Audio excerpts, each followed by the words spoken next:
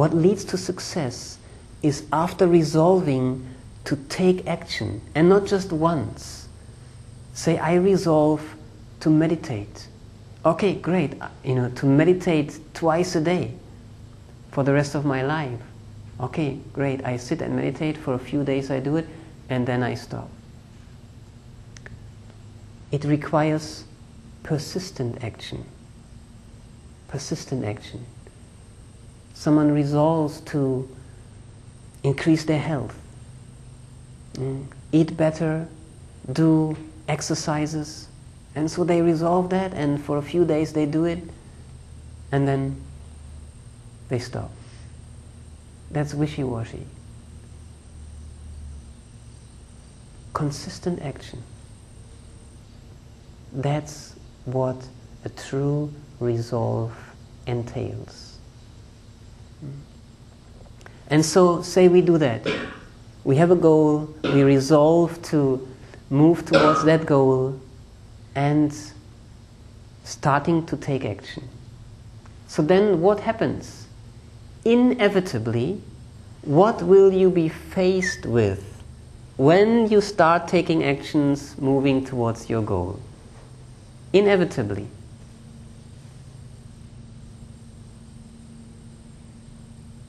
What will you be faced with? Success, results. Obstacles. Yes. First, obstacles. When you start taking action, you will inevitably face obstacles. Inevitably. I mean, even just walking across the room here, you have to face the obstacle, the opposing force of gravity. Whatever you do, it is natural. Obstacles, opposing force is a natural part of life. And that is important to remember, because how you deal with obstacles determines to a great deal how you fare in life.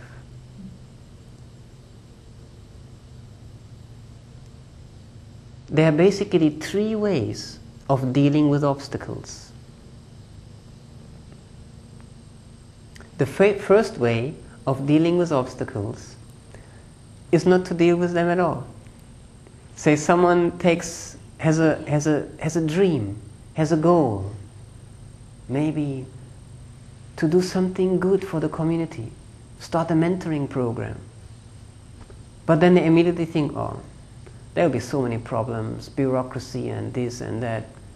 I won't even start. Too many problems, too many obstacles. I might make a fool of myself.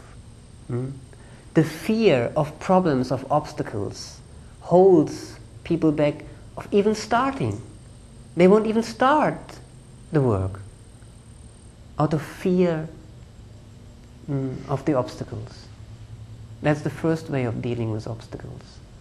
The second way of dealing with obstacles, okay, people start their projects, they start the work, they move towards their goal, but when the problems become a bit bigger, a bit sizable, serious criticism, serious opposition, perhaps slander, they drop the work. They stop it. And so naturally, they fall short of becoming successful in the attainment of their goal. And so the third way of dealing with obstacles is to know this is my goal and I'm not going to give up pursuing my goal, because that is what I am about. And these obstacles are actually opportunities for me to challenge myself, to strengthen myself, to establish myself in my goal. That is the third way of dealing with obstacles. To pursue in spite of the obstacles. Perhaps you know the story of this old man and the butterfly. Have you heard the story? There was an old man who was observing a butterfly who was still in the cocoon, and the butterfly tried to come out of the cocoon, out of a little hole in the cocoon. And so the butterfly was struggling, and this old man was observing for hours. And so after some time, this old man thought, the butterfly has no more energy. It can't get out of the cocoon. Let me help this butterfly. So he brought some tiny scissors and cut open the cocoon. And so the butterfly easily emerged out of the cocoon. And so after emerging out of the cocoon, the old man continued to watch what will happen and was expecting for the butterfly to spread its wings and then ultimately to fly. But that never happened.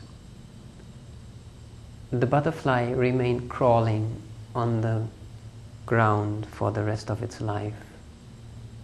Because what the old man didn't realize, that through struggling out of the cocoon, the butterfly releases vital energy from its trunk into its wings, and once it is liberated from the cocoon, those wings have the strength, and then out of that struggle and being liberated from the cocoon, then the butterfly will be able to fly.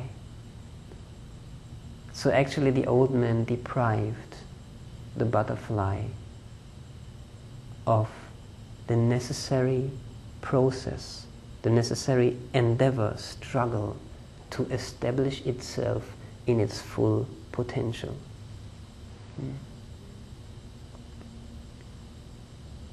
Sometimes we are faced with problems, with obstacles, and have you ever thought, I wish I didn't have this problem or this obstacle? It is natural, but actually it is a defective way of thinking. If someone came into your life today and would take care of all your problems, that person would not help you. That person would debilitate you, would deprive you of the opportunity to grow, to struggle, to expand yourself, your heart, your mind, your capabilities, and then to establish yourself in your full being, in your full potential. That's why obstacles are actually opportunities. They are not foes. They are actually friends that help us to establish ourselves in our goal.